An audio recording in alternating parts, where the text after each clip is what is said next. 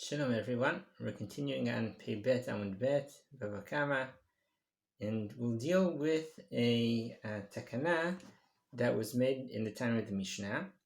And the takana is, we're in the last skinny line, and the takana is En Migdalin Chazirim bechol makom, that not allowed to raise pigs in Israel at all.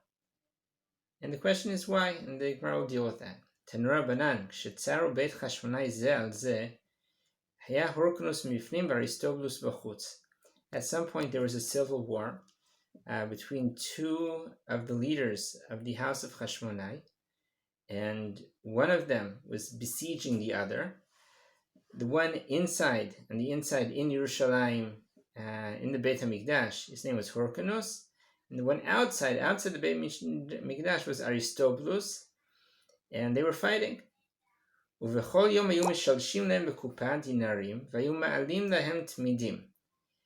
And every day the people inside, although they were fighting with the people outside, they would send down a basket of coins, and the people outside would go and they would buy a korban, and the korban tamid that had to be brought every morning and every evening, and they would send an animal to be a sheep to be given as korban tamid.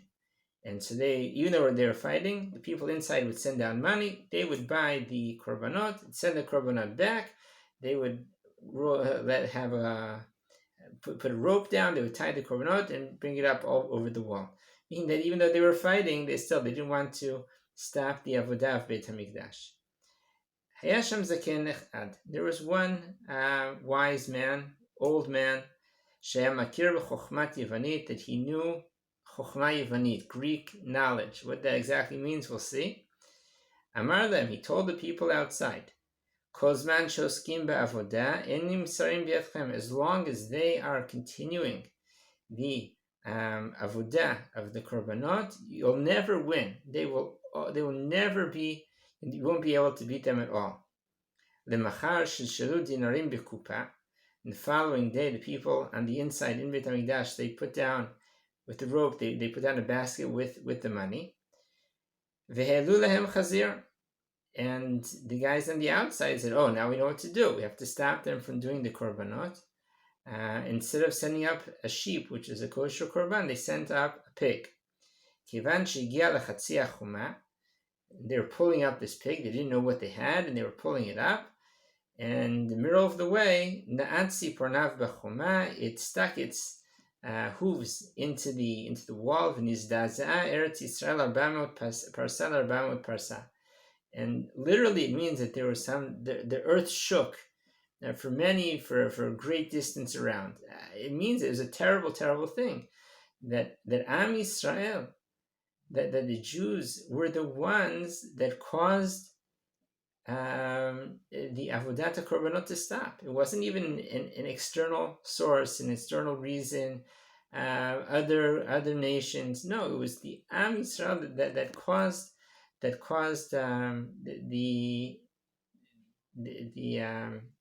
break in the avodat korbanot. At that time they said, Arur ha'ishi gadel chazirim, cursed is the man who raises pigs. V'arur ha'adam shelamed et bno chokhmat Yuvanit, and cursed is the man who teaches his son Greek wisdom. Ve'al otah sha'a shaninu ma'aseh sheba omer miganot hatzrifim u'shtei alechem mibikat ein sukar. And in that time, that year, they had to bring the omer and the shtei alechem from very far away, since the siege ruined all the produce, the wheat around Yerushalayim, the wheat and the barley around Yerushalayim. They had to bring it from very, very far. The omer is brought from barley, shtei alechem is brought from wheat. Omer is brought on Pesach, the second day of Pesach, and shtei alechem are brought on the day of Shavuot. And both of those korbanot could not be brought at that time because of the siege and the destruction that they caused in the area. They had to bring them from very, very far away. The Tosfot here asks an interesting question. He says that there is a different, there's the Yerushalmi, Grand Yerushalmi, that says that that you're not supposed to to sell or to make money off of non-kosher things that are non-kosher animals. So it's obvious that you're not supposed to have pigs because pigs aren't kosher. So why does there have to be a special Mishnah to tell us that you're not allowed to raise pigs? If generally speaking, anything not kosher, you're not allowed to use as merchandise and to sell and to make money off.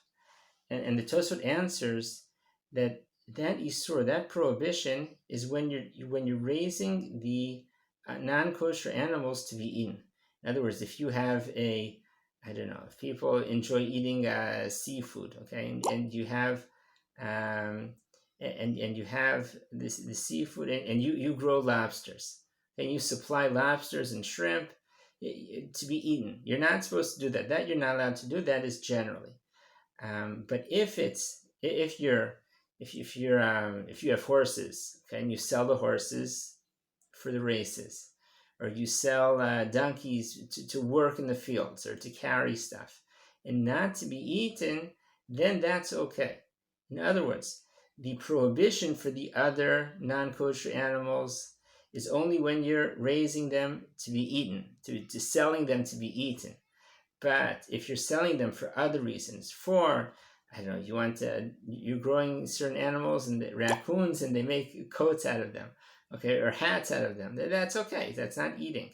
But there's a special isur on pigs that you're not allowed to raise them at all.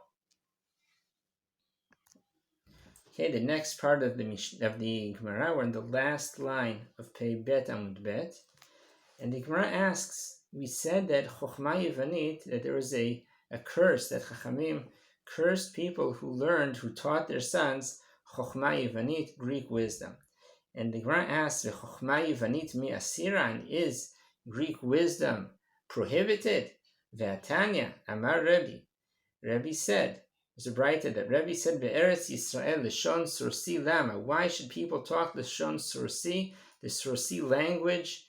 It's considered very not pretty and not as beautiful language.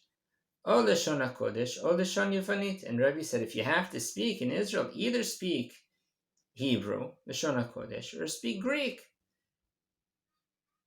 Ve'amar Rabbi Yosei, and Rabbi Yossi said, Bavel, in Bavel, Lashon Aramila. Why do people have to speak Aramaic? O Lashon HaKodesh, O Lashon Parsi. They should either speak Lashon HaKodesh, Hebrew, or talk Persian. They're nicer languages. But in any case, we see that Rebbe said that in Eretz Yisrael you can talk Greek.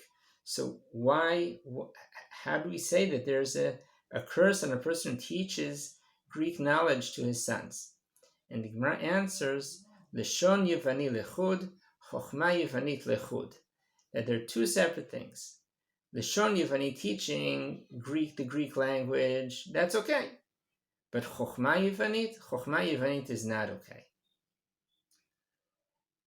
I won't read inside, but the continuation of the Gemara says that people that are close to the government and that were close to the Greek government were allowed to teach their sons Chochma Yevanit, B'ezrat Hashem. In the next class, we'll talk a little bit more about what Chochma Yevanit is, what the problem is. Does it have any ramifications on us learning other topics other than Limudei Kodesh? B'ezrat Hashem next time. Shalom, shalom.